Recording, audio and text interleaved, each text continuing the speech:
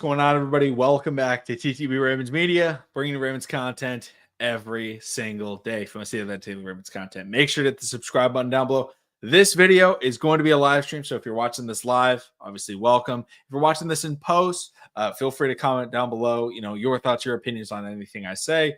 And we try and do about one live stream a week during the off season. And I got home too late last night, and I had to get out to practice beforehand. I didn't have enough time to make a video, so figured I'd go live today to kind of make up for it. So please let me know your guys' thoughts, your opinions on all of the recent Ravens news, because obviously the biggest one is that Lamar Jackson was not given his MVP, which is the biggest news of the Baltimore Ravens season because it looked like he did.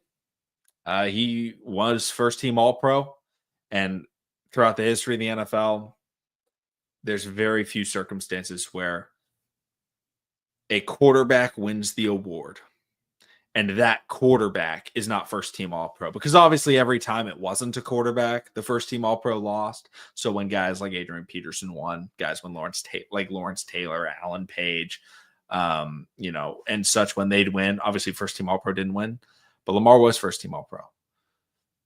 The voters said Lamar Jackson was the best quarterback in the NFL this season. And apparently there's a difference. It's pretty disappointing to see something like that happen because of how the award has always been voted on, right? It's obviously named most valuable player, but that's not necessarily how it's been treated. It's always kind of been treated of who had the best season, right? That's what the MVP is. Who was the best? And at the most important position, which is almost always going to be a quarterback, which is why a quarterback almost always wins, is who was the best quarterback in the NFL. And I think if you look back throughout the history of the NFL, the best quarterback that season in the NFL has won the MVP almost every single time. And this year, that's not the case. And when you look at it, especially from the voters' perspective, I saw a lot of people, whether it's Acho or Dan Orlovsky, talking about, this whole thing as I reset my camera.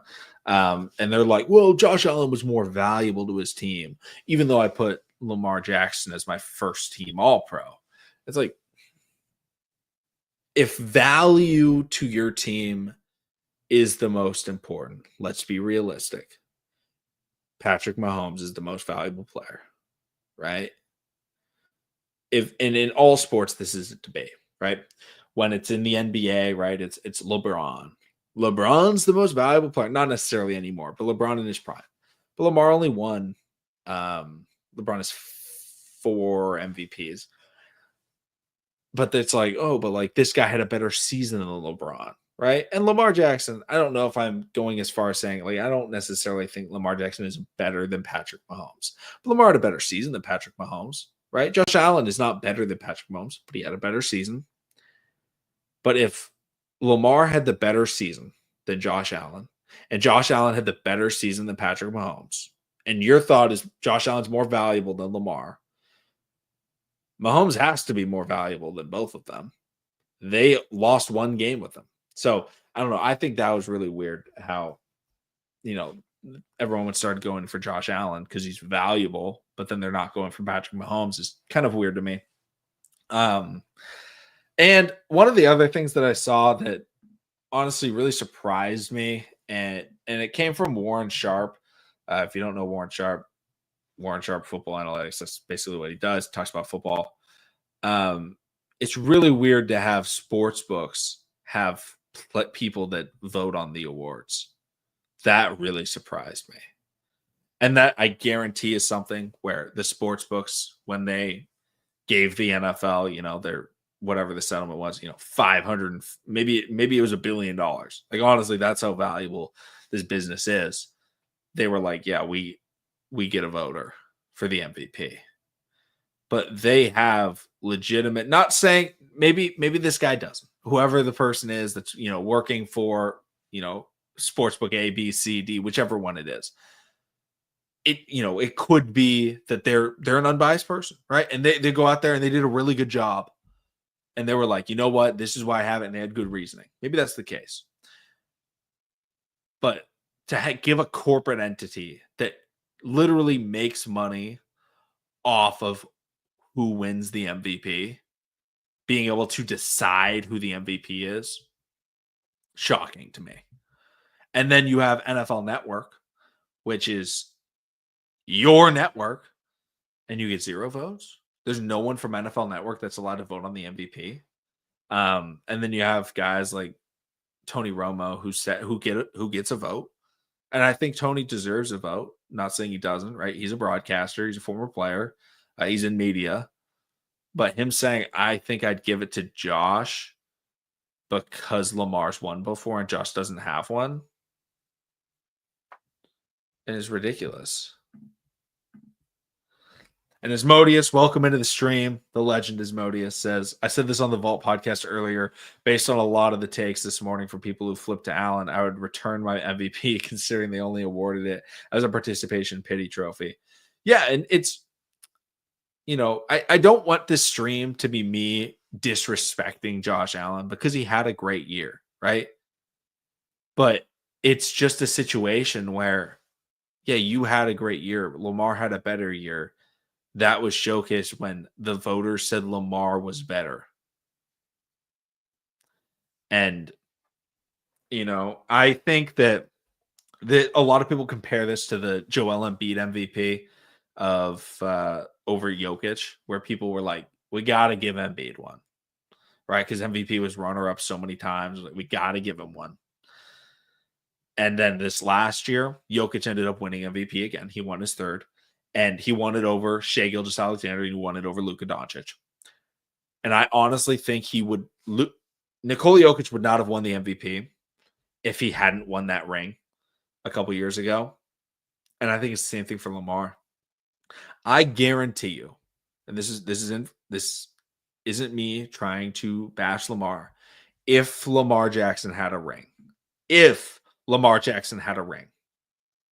he wins the MVP. Which shouldn't make any sense, which shouldn't be correct, because MVP is based on what you did that year. But I think the voters looked at it and they said, hey, Lamar's valuable. Lamar's the best player in the NFL this year. But he hasn't gotten his team over the hump. And he's a 2-time MVP, right? A 2-time MVP should have a ring. Whereas Josh Allen, he doesn't have that MVP yet. He doesn't have that expectation. And you look at Jokic, right? Jokic is able to win that MVP this last year because he had a ring, because people were like, he can take his team over the hump. He's that much more valuable because for some reason, past accomplishments are a subject of current day value to your team. And Lamar Jackson, unfortunately, doesn't have that. And for some reason, that is a sway for voters. And it's going to make it harder for him to win MVP again until he gets that Super Bowl ring. And I'm saying until, because I think he will get one. It's just a matter of when. And, historically, it's really difficult to win 3 MVPs in any sport. But to win them without a Super Bowl, without a championship, extremely rare. It's extremely rare for someone to win 2 MVPs without a championship. Wrong Sour says, I think the Jim Miller thing is really weird that he would put Lamar at 4, thinks there would be an agenda or opinion there, especially since he didn't have Lamar first team in 2019. Yeah, I don't understand some of these voters, and this happens in all sports, where there's just a clear bias. And the reason it's done is because of the way they do the voting. How the voting works. How it should work is you should get to vote for one person. One person, one vote. That is how it should work. But instead, people get to vote for 5. And when you vote for 5, and if you want Josh Allen to win, which Jim Miller clearly did, you don't want Lamar Jackson getting extra points by getting second place votes, because that's more points towards his tally to contend Josh Allen. So instead of giving him second, right, you move him down. So it's a bigger differential, right? Because I don't remember the exact amount of points you get for first, second, third, or fourth, but let's just say, right, it's a 1 point difference, right? The difference between Josh to Lamar first, second, like, yeah, it's Josh a little bit better. But if you vote Josh first, Lamar fourth, you're like, Josh way better. And that tips the scales because nobody is out there, I don't think, or at least maybe a couple people put Saquon second, but almost everybody, right? It's Lamar first, Josh Allen second, or Josh Allen first, Lamar Jackson second. So I don't understand this reasoning to have the extra 4 voting slots. Now, the reason they do it is so that they can have a BS award show that nobody really cares about. And I'd say I don't care about NFL honors. It's not enjoyable. Award shows are boring. They're drawn out, right? The speeches, I like the speeches, but you could do that by just giving them have them write a speech and they can give a press conference, right? Or they can put out a statement. Do that. Right? Do it like how the Hall of Fame does it, where they go out there and they record them telling them. That would be really cool, right? Get Roger Goodell knocking on Lamar Jackson's house or Josh Allen's house and be like, hey, like you won the MVP. And like he gets out of the race. That'd be really cool. But instead, they tell the MVP winner beforehand that they're going to win.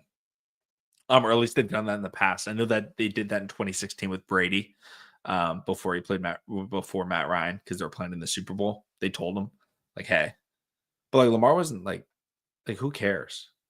That's the other thing. It's like this MVP race and MVP races in general are so drawn out, right? The media always wants to talk about it because it's an enjoyable topic. It's cool to see who wins. But once you've won 2, which Lamar Jackson has, or even just 1, right? That's enough on your legacy. You will forever be known as an MVP, right? So when you look at all sports, right, historically, there's only a certain few that can say that they won the MVP. And there's a lot of greats in the NFL, but a lot of them didn't win MVP. Some people's favorite would be Drew Brees. Drew Brees never won an MVP. Drew Brees never deserved an MVP. And as Modi says, the bigger snub is Terrell Suggs not being first ballot. I wanted Suggs to be first ballot. I think Luke Kuechly deserved first ballot more than Suggs. I was really surprised at Luke Kuechly not getting it. But I mean, it's good. It's good that the teams are going out there and they're, getting good nominations for the Hall of Fame. But the Hall of Fame's a joke. All Hall of Fames are a joke. I hate it. They're very, very nostalgic based. Figuring out who gets in doesn't make any sense. It's all different in every league. Some players don't deserve to be in there. Some players deserve to be in there, but are never added. And it's just a popularity contest, right? Like, wasn't Terrell Owens not a first ballot Hall of Famer? Terrell Owens is a top 5 wide receiver of all time. They're like, well, he doesn't really fit the mold of players. Like, dude, is it Hall of Fame or Hall of people that you want to just put in there? Because that's what it feels like it is. Luke Kuechly is one of the 10 greatest players at his position of all time. He's the 2nd or 3rd greatest of the 21st century. Why? How is that not good enough to be a first ballot? The other Samuel Williams, that's funny. The other thing that, is kind of frustrating for me is how the media is going to just keep the same narratives with Lamar, right? Because the narratives with Josh aren't going to change, unfortunately, because we know this is going to happen, right? When you watch the Ravens, all they talk about is Lamar Jackson hasn't been able to do enough to get him over the hump, right? Lamar Jackson throws a pick. That's like the headline every time. It's never Lamar Jackson threw the ball, hit his receiver in the hands, and then he dropped it into the interception. That's never what it is, which is how the picks happen. It's always blaming Lamar. And then with Josh Allen, it's always being the savior. Josh Allen did all he could, and they couldn't get the win. Josh Allen arm punt against the Patriots. It's like, what? When I saw that, I was like, this is the most ridiculous thing I've ever seen. That's when you know the media is trying to sway in one direction, is when they start calling one player interception as an arm punt, and the other, when it's like a dropped pass turned interception, they're like Lamar Jackson with a crucial turnover, throwing the game away. It's like, what are you talking about? But Josh Allen's the golden boy. I don't know why. He's never beaten Mahomes in the playoffs. He's been to the AFC Championship game, but he's never won it. And this is the guy that the media wants to prop up, and they don't want to prop up Lamar. The only way Lamar's going to get propped up is once he wins that Super Bowl, right? Maybe once, 5 years down the line, if Lamar's still playing at a very high level, which I think he will be. And if he doesn't have a ring, right, they'll start to be like, oh, Lamar Jackson, like, could he get his ring, right? I think it's a very similar thing that we see in the NBA with like some superstars when they are dominant, but they don't win right away, right? Whether it's, Harden. And I don't want to give only players that didn't win rings, but there's just so many, right? Like where they just start to become hated. Like they're great. People love them on the rise. They don't win, and then they just become hated. And if they finally win, right, then they start to become loved. Lamar Jackson, for some reason, never got the love. And I mean, I'm not going to say the reason out loud, but we know what the reason is. And Mox knows what the reason is. And it's really unfortunate that happens in this sport and in media, but it's true. Ron Aaron says, I really hope DeCosta goes against his philosophy this year. I have a feeling he will. Go build a super team and go just do it. Screw the picks. Build 17-0. I love it. I mean, that's one thing the Ravens haven't done is they haven't gone all in, right? At the trade deadline. Like, they've made good moves. They added Roquan. But, like, Roquan was a necessary addition. Patrick Queen was that bad. This last year, it felt like they needed a pass rusher, right? It didn't make a move. Like, they needed to make trades. They needed a corner at the deadline. Didn't make a move. And it's just annoying. Adit says, what is the difference? Is the best quarterback in a year versus lost valuable quarterback, especially when the quarterback is elevating everyone around him in both situations. It's completely true. Lamar Jackson, the argument against Lamar Jackson was Derrick Henry went for so many yards. But you have to look at Lamar Jackson historically, right? Lamar Jackson is the greatest quarterback ever when it comes to his teammates' rushing yards per attempt. And that's not because his teammates are just carrying Lamar with this great run scheme. It's because Lamar Jackson is the greatest rushing threat at the quarterback position in history. And so teams have to play that. They have to game plan for that. And they allow the running backs to get those quick first steps, to get an extra second behind the line of scrimmage, to get a little bit less pressure on them. So they're able to have those big runs. Yes, Derrick Henry is very good. He's a Hall of Famer. He's one of the best running backs in the NFL. He's one of the 3 best backs in the NFL. But Lamar Jackson still helped that man out. The Ravens didn't have the best O-line of football. Didn't have the best run scheme. But they had the best quarterback. And he helped out that run game a ton. And I think it's funny how, they're like, oh, Josh Allen is James Cook. And, Derrick Henry is better than James Cook, but Lamar Jackson helps out Derrick Henry a lot more than Josh helps out James Cook. Asmodeus, thank you so much for the super chat. Again, says, what's your number one dream trade or pickup this offseason? Honestly, I mean, I don't think it will happen, but Crosby would be my number one. Obviously, Myles Garrett, but we'd trade a lot more for Myles Garrett. Crosby would be my number one if he requested a trade to the Ravens. But honestly, I think it comes to the draft. And I think I would want Jahdae Barron at this point in time would be my guy that I would want the most. But as much, who do you want the most? And everybody else in the chat, who do you guys want the most in this offseason? We're thinking the same thing. Okay, good. I'm glad we're on the same page. Truly, the thing that bugged me most was Josh Allen with the commentator saying the arm punt. CBS Sports tweeted out that it was an arm punt. As I have to reset my camera again. Woo. I just got this new hat, guys. Check it out.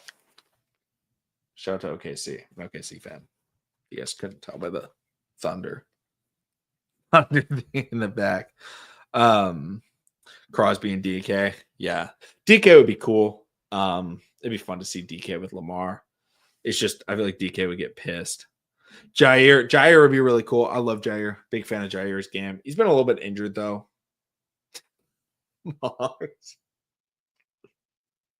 I've not seen that one. That was funny. T. Higgins from Black Ice. T. Higgins wouldn't be bad. I just don't think T. Higgins would come here because he's not going to perform like statistically crazy. Because T. Higgins could go to Carolina. T. Higgins could go to, I'm trying to think of another team that would just like give him the ball. Not Chicago, Green Bay, and he could put up 1,400 yards.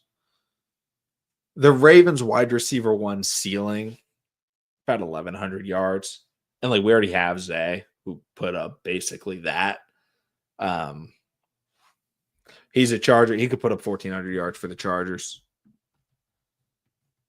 Charlie Allen's got tires. My dream realistic Khalil Mack. Khalil Mack will be my dream realistic free agency signing. Super off topic, but as a Warriors fan, are we cooked if the Jimmy Buckets trade? Honestly, I don't think the Jimmy Butler trade is like bad for the Warriors. I just don't think it gets them over the hump. Like, I don't think they're winning at all. They just don't have the depth. Steph's obviously still great. Draymond's still a very good defender. Jimmy's good, but I don't know how he's going to work with the spacing on that team. And defensively, they need a big man. Because if they play the Thunder, if they play the Nuggets, if they play the trying to think, the Mavericks, I guess now they have AD. I was thinking of the Lakers, but they have the Mavericks now. That's just a really tough matchup for them, is having a big man that's physical on the interior, because Draymond's undersized.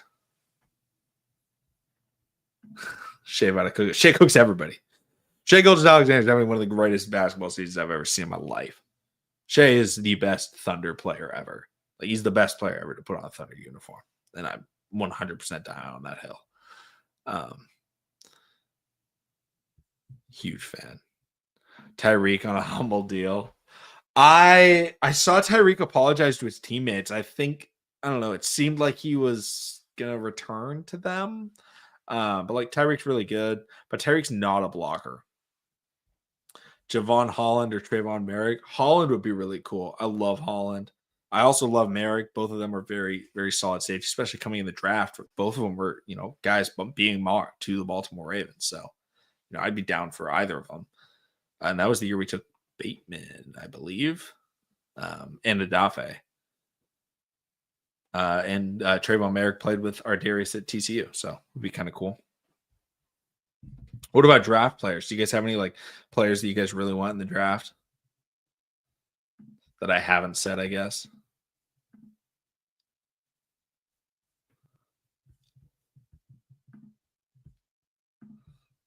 Let's see.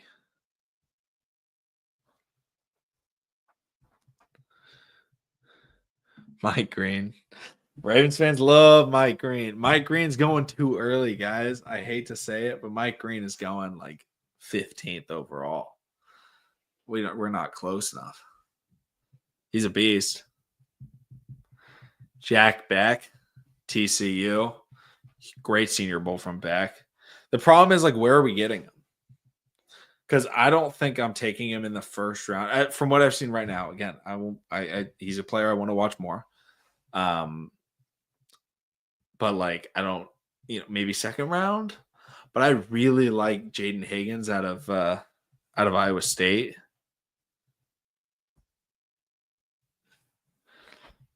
They would take Matthew Golden. Oh, I don't think I'd want Matthew Golden at 27. I'd be fine with a round one wide receiver, but it would have to be someone a little bit better than that, right? Like, if a Luther Burden or something fell, yeah. But I don't like T-Mac or Luther Burden, probably be the only two. And I don't think either of them are getting there to 27. I don't know if either are getting out of the top 10 when Burden runs like 4.28 or whatever he's going to run. Dude's fast. Yeah, his hype is unbelievably high. It will die down, but he'll be drafted day 2, I think.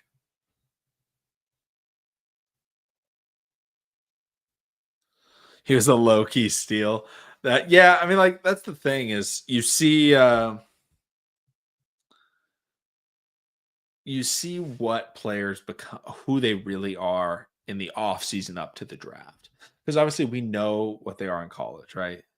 But you see the Senior Bowl, you see the combine, you start to see the interviews, the workouts that they post, the pro days, and all that stuff, and you start to get a better feel of okay, how are they going to translate? Because sometimes you're playing, you're a receiver, you're playing with a great quarterback or a great O line or a great system, and they get to that pro day and they start running these routes, and you're like, ooh, I don't know, it's not as shifty as I thought it was, right? Or you have a guy like Zay Flowers, or like, hey, the film on Zay in college is really weird because the quarterback plays bad, right? The scheme is really weird. It's like screen passes and crossers, but like he's wide open because he's like pretty quick, but Boston College was not playing great competition that year. Um, so it'd just be tough. Would I trade up for Benjamin Morrison? I don't think we can trade up for him, but like I'm good with Barron at 27. So like I don't know, I would go with him. See Coach Evans tape. Yeah, I love Kyle Hamilton. I mean, I had Kyle Hamilton my number 2 player in that entire draft um, on my big board. So I loved Kyle Hamilton. I thought he was going top 5. I'm not gonna lie. I wanted the Ravens to trade up to draft him.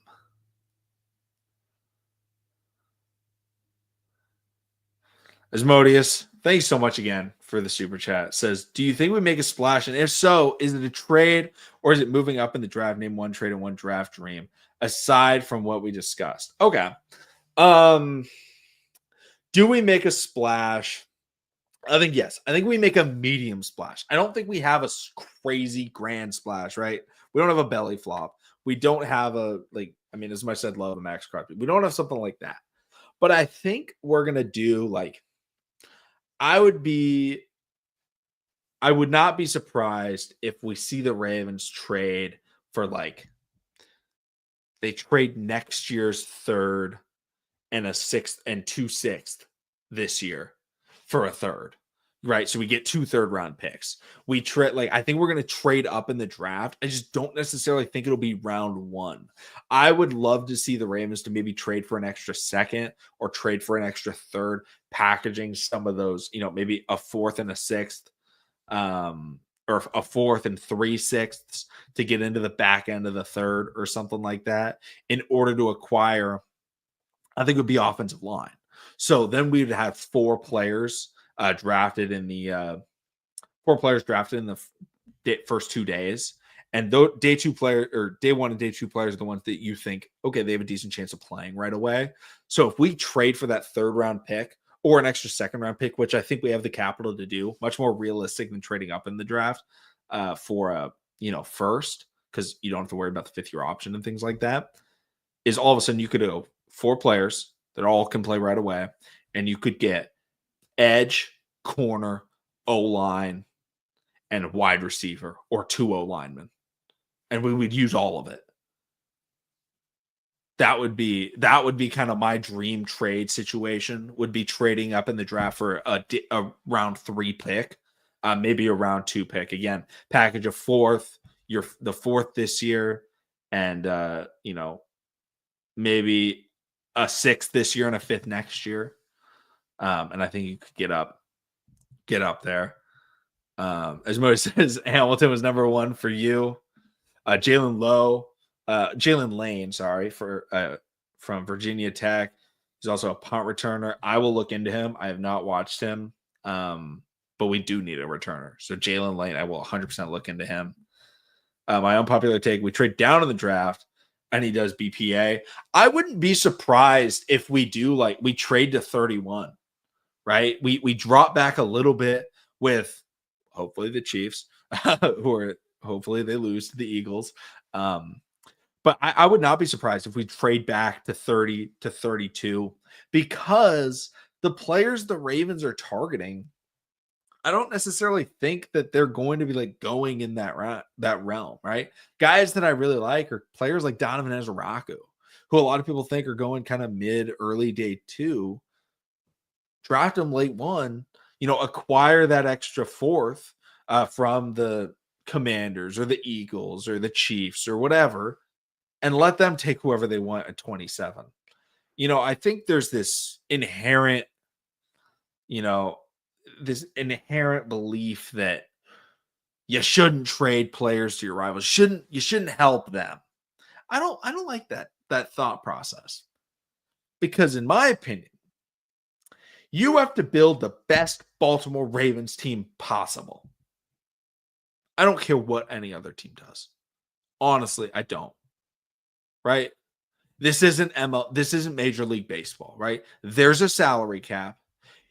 You are constricted, meaning you have to draft well. You have to use your money right. So if you're over the books and you have to fix your team, I don't care if you're trading to your rival. I don't care if you make the Steelers better or the Browns better, because if it makes the Ravens better, that's good, because the Ravens are better than all those teams. And if you make a trade with the Chiefs and you're like, "Oh, this might make the Chiefs a little bit better," who cares? The Ravens could beat the Chiefs, right? The Ravens losing to the Chiefs is never an issue about talent or the Ravens roster. Has that ever been a discussion after the game? Man, the Ravens have the roster of the Chiefs. If they hadn't made that trade, giving them Orlando Brown Jr., they would have beaten them. No, that was never the discussion. It was Andy Reid outcoached them, or the Ravens made too many mistakes. It's never about roster. You should never care if you're making another team better, if it makes you better, right? Make that trade. Take that selection. I don't care if you trade with the Chiefs. I don't care if you trade with the Steelers. Don't care if you trade with the Bengals. If it makes the team better, do it. Scatabo, I think Scatabo is going to go day 3. I think he's like a 5th or 6th round pick. Honestly, which kind of sucks because I like him. I think he's a baller, but I don't think he necessarily is fast enough. He's going to run a slow combine, and this is a really good running back class. Like I got a fair amount of running backs that are better than him. Thought on trading to pick 12, 18. I mean, like, it would be cool. Like, it's just, I think if we want tackle, you can draft tackle into the first. You can get a starter. You can take Connerly. Just take him. Like, I don't think you need to trade to 12 to 18. You can get a starting caliber tackle day 1 at 27. So that's my thought. Like, if you traded 12 to 18, I'd want a pass rusher. Would be kind of what I want. Like, because that's the one where it's like, okay, that's where you get the Mike Greens. That's where you get the Mikael Williams if he starts to fall a little bit, right? The superstars right away. I would do that, but I wouldn't do it for tackle. It is a good tackle class, but I think a guy like Connerly is good enough in comparison, right? Because, like, it's kind of like this. Like, yes, the guys going 12 to 18, right? They're good. Like, they're right here. But, like, 27 is, like, right here, right? Still pretty good, right? Really close. But then you look at edges, and you're like, edges at 12 to 18, right? Then, like, edges at 27. You're like, okay, like, they're not bad, but, like, there's a gap. There's a big gap. Same thing. It's like the fantasy football like a thing where, like, you want to have a really good tight end in fantasy football because there's not very many good tight ends. You want to draft a really good edge rusher. Let's reset this camera. Also, there we go. If we trade down, would you rather get Xavier Watts or Tyler Booker? I mean, as Modi, as I agree with you. I mean, we could probably get both. I like Xavier Watts. I like Tyler Booker. This camera's kind of annoying me. I'm gonna duck for a second. Let's reset this camera. Shout out to my Lamar signed jersey. There we go. I think you can get both. The reality of the situation is the EDC likely won't be able to sign everyone. If Siamna does, you absolutely need cheap talent in other places. Yeah. And that comes from the draft. Draft and vets. And that's what the EDC has done very well. He's drafted really well. He's brought in vets very well. Kyle Van Noy, Justin Houston, Bradley Roby. Trying to think of who else. Sorry, Ronald Darby.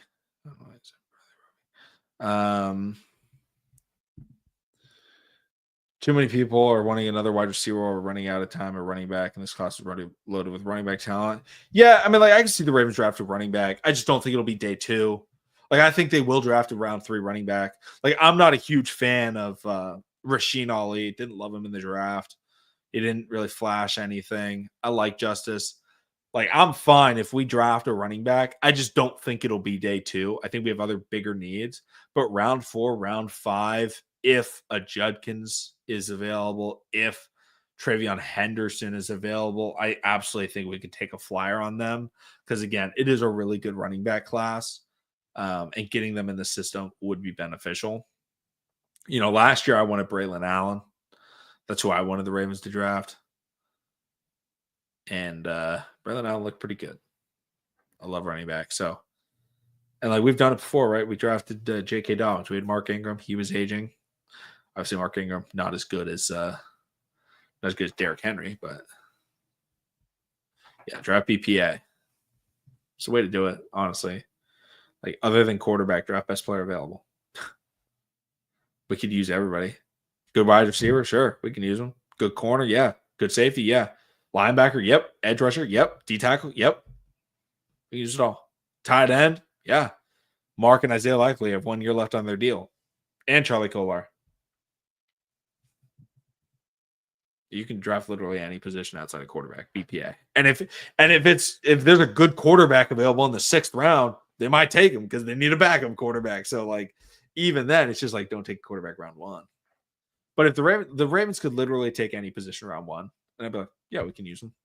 Like if we took a linebacker round 1, yeah, I'd do it. Like, why not? We need a starting linebacker next to Roquan. Would you trade Mark Andrews for a pass rusher to save the cap space? Yes. I've been on board trading Mark Andrews since last year.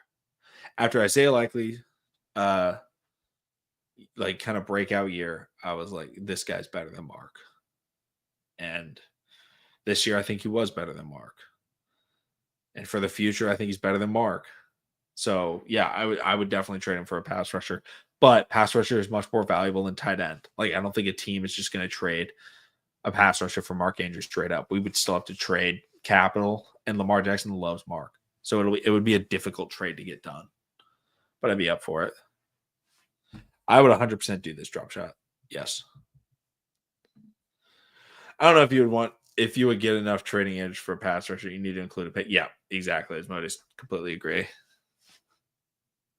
The problem is, here's the thing. Tight end is like the one position the Raiders have. They've got every other position they need. They've got Brock Bowers. Brock Bowers is him. Like every other position, we could trade him. We're probably not tight end, unfortunately. Like I feel like if we were to trade for a Max Crosby or anything like that, we're trading one of our pass rushers, right? We're trading a Dafe or we're trading a Jabo, because they're going to want a young player. And we wouldn't necessarily have as much use for them. So that's my thought is like, yeah, they're good, but we would have to trade them a young asset. Whew. You guys got any other questions? I'll answer some more questions if we got more questions. Yeah, he'll be available in free agency. I would trade Mark in a first for Micah Parsons. I mean, like, we'd have to trade like 3 firsts for Micah. Mike is one of the best players in the NFL, and he's young. Like, the difference between Micah and Myles Garrett is a pass rusher. Not a lot. Myles Garrett's a little bit better, but Mike is very good. Mike is Mike's probably the 3rd best pass rusher in the NFL, behind Myles and TJ. But the problem is he's young. And the Cowboys don't want to trade their young players. Jerry Jones loves Micah Parsons. They'd have to trade an absurd amount, which like I'd do because it's Micah Parsons, but like the Cowboys won't. And like you're never gonna call up a team and be like, yo, we're a contender, but we want to trade four firsts. And like, yeah, if they did it, it would just be tough. The money would be hard to work out. The Micah Parsons, I unfortunately don't think will become a Raven. Vet wide receiver to be wide receiver 3. Honestly, let's look at free agency wide receivers. Let's find out. Honestly, I haven't been looking at it at all. So players available: Stephon Diggs, T. Higgins, Keenan Allen, Amari Cooper, Chris Godwin, Brandon Cooks, Khalil Mack. Oh, let's go position wide receiver. There we go. Deontay Johnson, DeAndre Hopkins, Mike Williams, Robert Woods, Marquise Brown, Darius Slayton, DeMarcus Robinson, Nelson Aguilar. I would totally bring Nelly back. I'd be fine with that.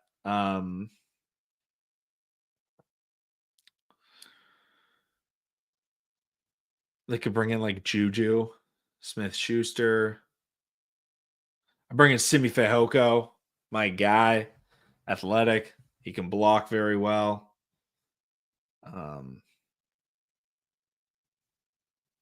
There's not a lot. I think bringing back Nelly is a good shout. The other thing is you got to wait for cuts. Could you imagine Hollywood back? Honestly, I kind of could because Hollywood hated Greg Roman. Like, Greg Roman's not here. But also, like, I feel like he'd want money, especially if he wins the Super Bowl. So, I don't know. I wouldn't hate it, but it would have to be for, like, relatively cheap. Like, I'd pay Hollywood, like, let's see, what contract is he on currently? Marquise Brown is currently on a $7 million deal. That's about what I'd pay him. I'd pay Hollywood 2 years, $14 million.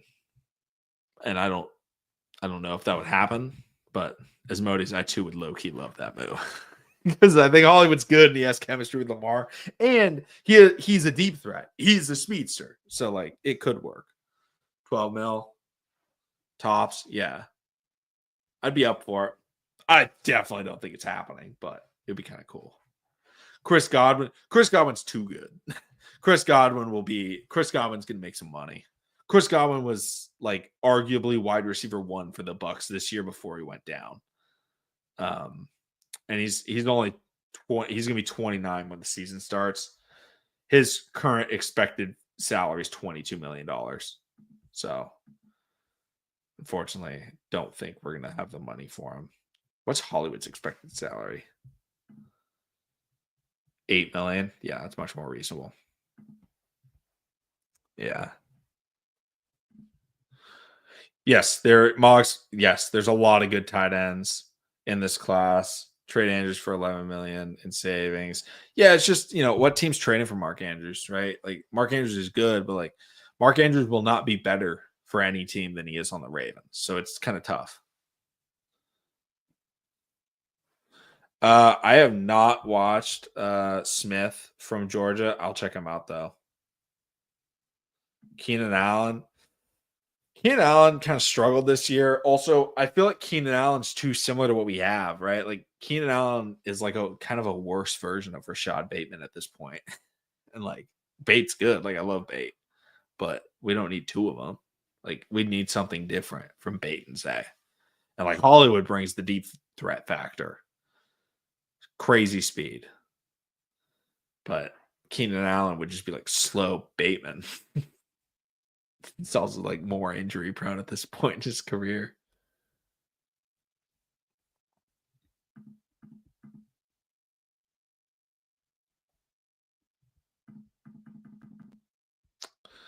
All right. I think that's going to do it for tonight's stream, guys. I do want to thank all of you, especially Asmodeus. Asmodeus has been here the entire time, literally. So thank you all so much for coming through. Subscribe for more. Of course, my camera goes out of focus as I'm doing the outro, but subscribe for more. I'll be back. I'll post a video tomorrow. I honestly don't know what it's going to be on. So, we're going to see if any news happens or I'll come up with something. I'll have a good topic. But But thank you all so much for watching. I'll see you again. See you again next time.